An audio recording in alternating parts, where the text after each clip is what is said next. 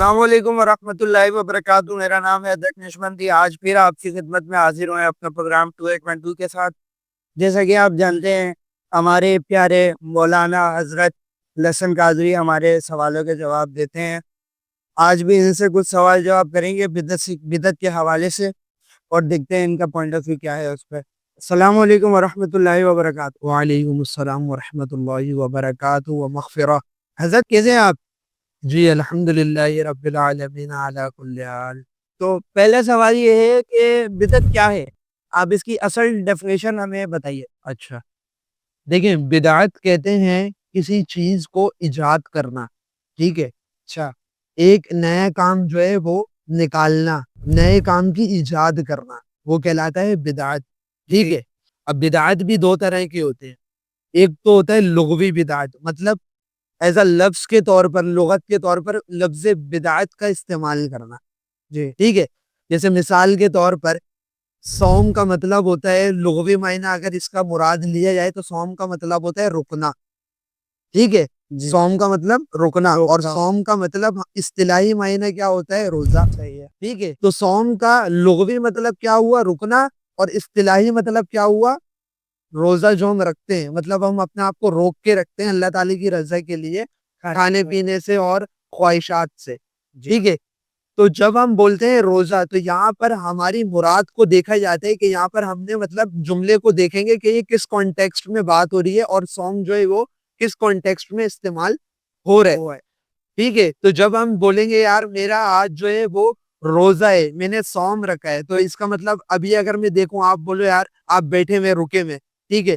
تو میں آپ کو یہ بولوں گا یار آپ نے روزہ رکھا ہوا ہے، آپ نے صوم رکھا ہوا ہے، آپ رکے میں ایک جگہ رکے میں نا ابھی آپ۔ جی جی تو لیکن ہمارے یہاں صوم کا ورڈ جو ہے وہ اصطلاحی معنی میں استعمال ہوتا ہے، تو اس وجہ سے اس کا لغوی معنی اور ہوگا اور اصطلاحی معنی اور ہوگا۔ اسی طریقے سے بدعت کا مطلب ہوتا ہے نئی چیز ایجاد کرنا، دین میں کسی نئے کام کو ایجاد کرنا، جیسے 5 نمازیں فرض ہے، ٹھیک ہے؟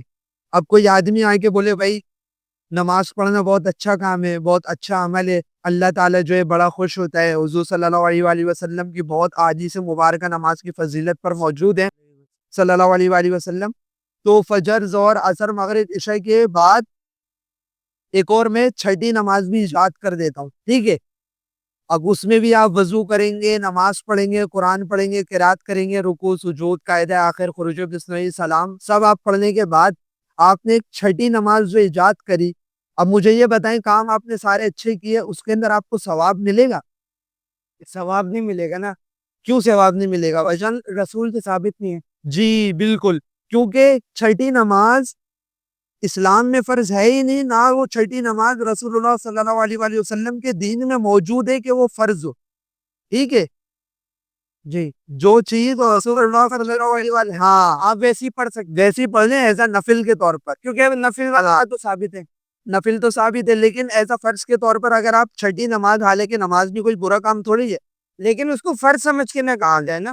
فرض سمجھ کے آپ نہیں کریں گے، کیونکہ اب آپ خود بھی دیکھیں نا کہ نماز بھلے آپ کوئی بندہ ہے وہ لاجک پیش کر رہا ہے، یار اس کے اندر کیا بولتے ہیں کہ غلط تو نہیں ہو رہا نا، تو اب دیکھا جائے تو بظاہر بھلے ایک بندہ چھٹی نماز بھی ایجاد کر رہا ہے، جیسے چھٹی نماز میں کوئی غلط کام کر رہا ہے، وہ جیسے تہجد کی نماز نفل ہے، کوئی بندہ اسے اپنے اوپر فرض چرچ کر لے، تو یہ سب تو یہ آپ نے ایک نیا کام اخذ کر لیا دین میں، ایک نئی چیز ایجاد کر لی، صحیح ہے۔ تو یہ مسئلہ ہے۔ لوگ جو ہے وہ بدعت کو لے کر جو ہے نا وہ دین میں ایک نئی چیز نکال لیتے ہیں اور اس کو فرض یا واجب کہتے نہیں ہیں، لیکن دل میں ان کا خیال یہی ہوتا ہے۔ لیکن دلیل کے طور پر وہ یہ لوگ پیش کرتے ہیں صحیح مسلم کی حدیث نمبر 2351 کے اندر، وہ یہ کہتے ہیں کہ اس میں نئے طریقہ ایجاد کرنے کی اجازت ہے۔ 2352 نمبر کی جو حدیث آپ نے پیش کری ہے اس کے اندر لفظ ہیں حسنہ۔ کس کے لفظ؟ سنت حسن۔ سنت حسنہ کے لفظ، نہ کہ بدعت حسنہ۔ سنت کہتے ہیں طریقے کو اور بدعت کہتے ہیں ایجاد کو، جو دین میں نہیں ایجاد کی جائے، ٹھیک ہے؟ میں مفہوم بتا رہا ہوں آپ کو۔ سنت کہتے ہیں طریقے کو، جیسے ہم کہتے ہیں نا یار یہ سنت رسول اللہ صلی اللہ علیہ وسلم ہے، تو اس کا مطلب کیا ہوتا ہے؟ یہ رسول اللہ صلی اللہ علیہ وسلم کا طریقہ ہے، ٹھیک ہے؟ تو حدیث کے اندر کیا الفاظ ہے؟ سنت حسنۃ۔ جو دلیل آپ نے پیش کری ہے وہ دلیل بھی ان کے خود مطلب سمجھ لو ان کے مطابق ہے ہی نہیں، جو وہ بات کرتے ہیں وہ اس کو سنت الحسنہ کی دلیل کو پیش کرتے ہیں بدعت الحسنہ کے طور پر. اچھا حالانکہ یہ تو ثابت ہی نہیں ہے. اس حدیث کے اندر جو عربی الفاظ ہیں اردو میں تو آپ بول دو گے کہ یار ڈنڈی ماری ہے، یہ ہمارے مکتب فکر سے نہیں ہے، لیکن ہم بولتے ہیں یار چلو عربی تو آپ پڑھ سکتے ہو نا، تو عربی کے اندر تو بدعت کا لفظ موجود ہی نہیں ہے، تو آپ کس طریقے سے اس کو اپنی بدعت کے اوپر فٹ کر رہے ہو؟ تو یہ تو آپ کی دلیل بن ہی نہیں سکتی. صحیح. تو مطلب نیا طریقہ آپ استعمال کر سکتے. ہاں اب نیا دلیل ایسی کر یا کہ مثال دے دیتا ہوں. جیسے مثال کے طور پر ایک شخص ہے، وہ مسجد گیا، جی مسجد کے اندر پہلے قالین نہیں بچھا کرتے تھے، ٹھیک ہے. ٹھیک ہے. اب کسی اللہ کے نیک بندے نے خیال کیا یار مسجد میں قالین بچھا دیے جائیں تاکہ اس سے نمازی کو تھوڑی نماز پڑھنے میں راحت محسوس ہو، ٹھیک ہے. جی اب وہ قالین بچھا دیے گئے، حالانکہ پہلے قالین نہیں تھے. نہیں ہوتے تھے.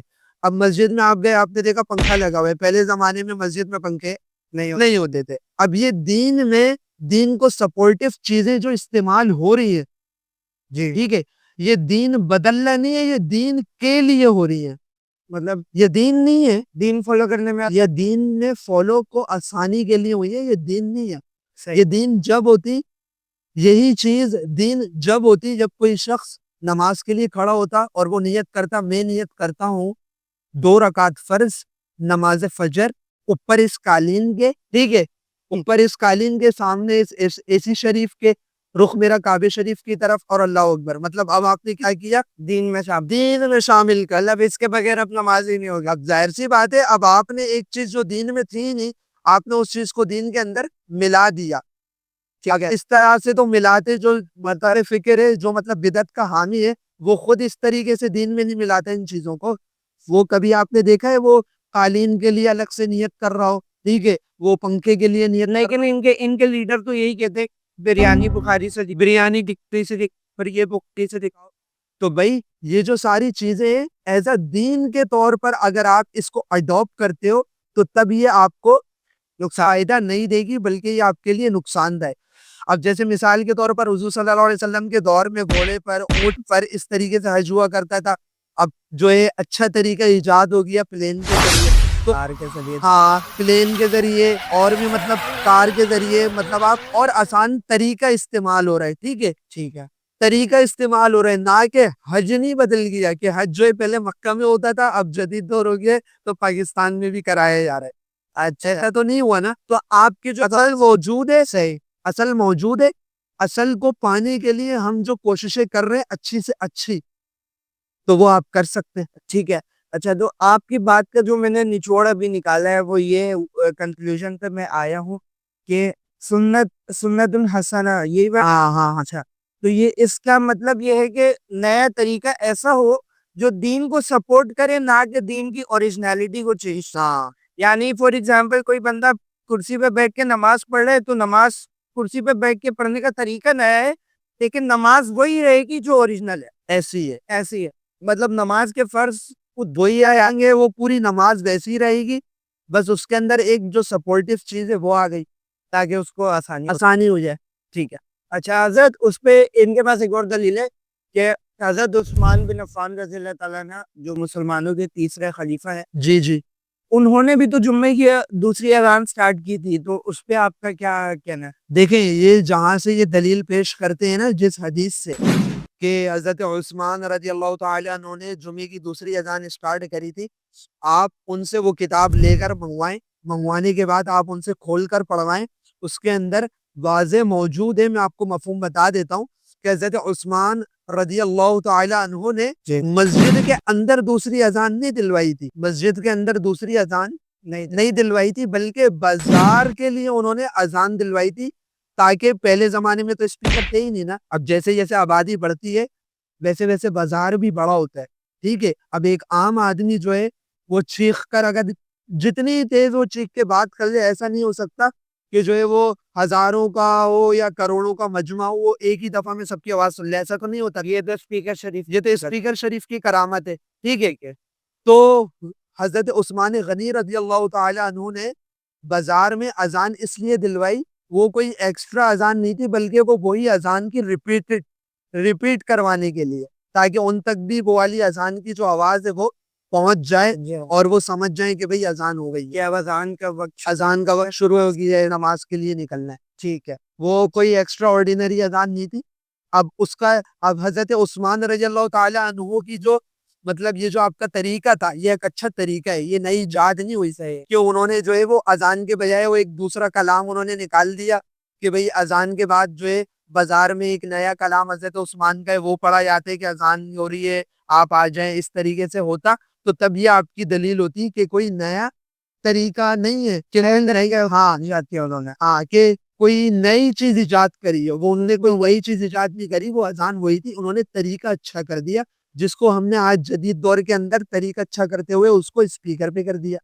اذان تو وہی ہے جو حضور کے دور میں تھی. جو اور حضرت عثمان جو ہے اذان بھی رک رہا ہے، پیٹرن بھی وہی فالو ہو رہا ہے. تو کیونکہ اس کی تو حضرت دلیل ہے کہ صحابہ کرام کی سنت پر عمل کرنا اور ایسی ہے جی خلفائے راشدین کی سنت پر عمل کرنا.